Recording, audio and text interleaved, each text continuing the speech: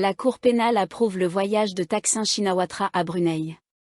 La Cour pénale a approuvé la demande de Thaksin Shinawatra de se rendre à une réunion de l'ASEAN à Brunei les mardis 18 et mercredi 19 février, marquant ainsi la deuxième fois que l'ancien Premier ministre est autorisé à quitter la Thaïlande, après avoir déposé une caution en espèces de 5 millions de baht. Cependant, la Cour a rejeté sa demande de se rendre au Vietnam et au Cambodge pendant la même période. Thaksin se rendra à Brunei en tant que conseiller à la présidence de l'ASEAN. Cette année, la Malaisie préside le bloc de 10 pays, et le Premier ministre malaisien, Anwar Ibrahim, a précédemment nommé Thaksin comme son conseiller informel sur les affaires de l'ASEAN. Thaksin est interdit de quitter le pays sans autorisation en raison des conditions de sa mise en liberté sous caution, en attendant son procès pour des accusations de lèse-majesté et de cybercriminalité liées à une interview qu'il a donnée en Corée du Sud en 2015. L'audition des témoins dans cette affaire est prévue pour juillet de cette année. Selon certaines sources, l'approbation du tribunal aurait été accordée après qu'Anwar Ibrahim a envoyé une invitation via le ministère des Affaires étrangères pour que Thaksin assiste à la réunion, comme cela avait été le cas précédemment. La Cour avait déjà autorisé Thaksin à se rendre en Malaisie les 2 et 3 février pour consulter Anwar Ibrahim, sous réserve d'une caution de 5 millions de bahts pour garantir son retour. L'ancien Premier ministre a soumis sa dernière demande le 13 février, et la Cour a tenu une audience vendredi. Thaksin et le ministre des Affaires étrangères, Marie Sangiampongsa, ont été appelés à témoigner. Les juges ont approuvé la demande et ordonné à Thaksin de se présenter devant le tribunal dans un délai de 3 jours après son retour en Thaïlande. Thaksin avait également soumis une demande pour voyager au Vietnam, à l'invitation d'hommes d'affaires et non du gouvernement. Sa demande de voyage au Cambodge provenait également d'une invitation personnelle de son ami de longue date, Hun Sen, l'ancien Premier ministre, et non du gouvernement. La Cour a rejeté ces 2 demandes. Le chef de la Karen Border Guard Force s'engage à lutter contre les arnaques au centre d'appel. Le colonel Sao Chitu, chef de la Karen Border Guard Force, BGF, allié à la junte du Myanmar, a promis de coopérer avec le gouvernement thaïlandais pour réprimer les gangs d'arnaques au centre d'appel opérant au Myanmar près de la frontière thaïlandaise. Les officiers de la BGF ont mené une descente au projet Yaté, situé à Shwe Koko, dans l'état Karen, à Myawaddy, afin d'identifier les victimes des gangs d'escroquerie au centre d'appel. Dans une déclaration adressée au ministre thaïlandais de la Défense, Phantam Wechayachai, le colonel Sao Chitu a affirmé que la BGF arrêterait les escrocs et les trafiquants d'êtres humains opérant dans les zones sous son contrôle au Myanmar. Il a également promis de faciliter le rapatriement des victimes de la traite. À partir d'aujourd'hui, la BGF commencera à transporter un grand nombre de victimes étrangères depuis Myawaddy vers le côté thaïlandais de la frontière via le 2e pont d'amitié Thaïlande-Myanmar, dans le district de Mae So, à Tak.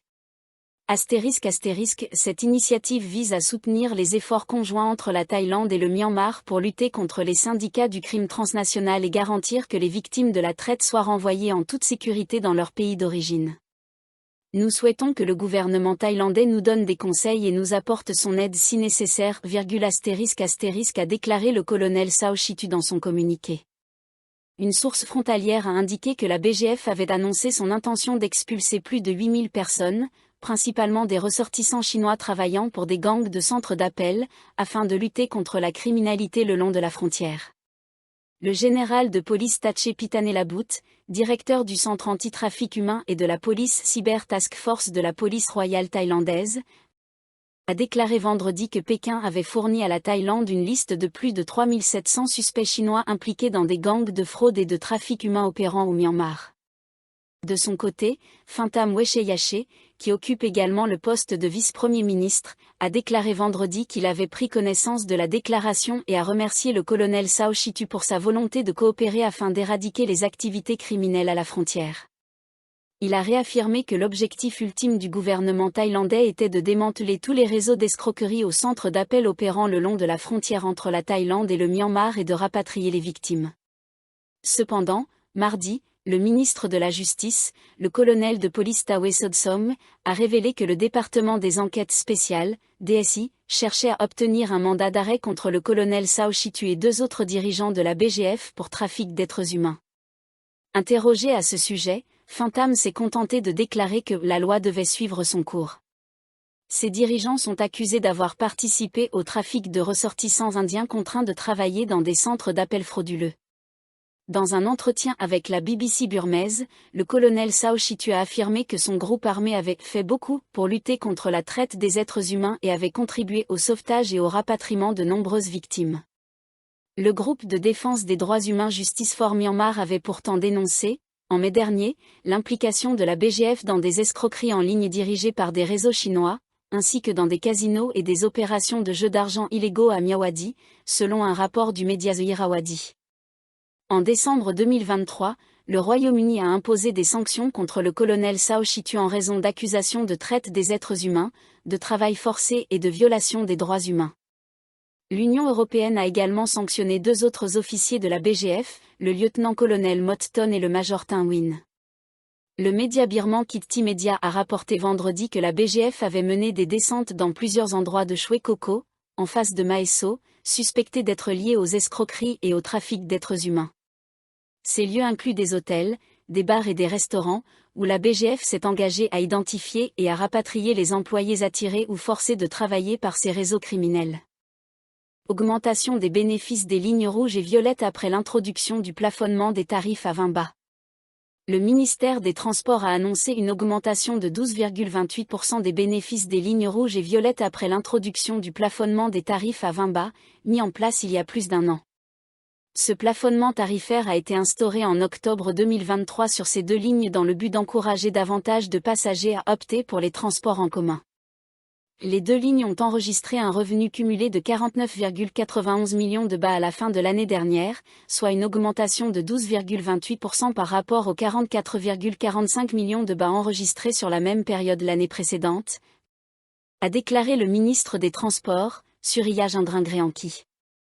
En s'appuyant sur les données du département des transports ferroviaires, il a indiqué que les revenus de la ligne rouge avant l'instauration du tarif plafonné s'élevaient à 15,97 millions de bahts.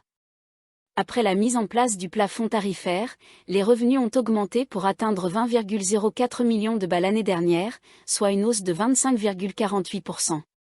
Le nombre de passagers a également connu une augmentation significative de 24,88%, atteignant 1 027 458 passagers en 2023. La ligne rouge, exploitée par la State Railway of Thailand, comprend 2 itinéraires. Le tronçon nord relie la gare centrale Krung Thep Afiwa à Rangsi. Le tronçon sud relie la gare centrale à Taling Chan, dans le district de Thonburi. Quant à la ligne violette, exploitée par la Mass Rapid Transit Authority, elle relie la station Klong Bang Phe, dans le district de Bang Phla, à Taopun, dans le district de Bang Su. Les revenus de la ligne violette ont également augmenté, passant de 28,48 millions de bahts en 2023 à 29,87 millions de bahts l'année dernière, soit une hausse de 4,8%.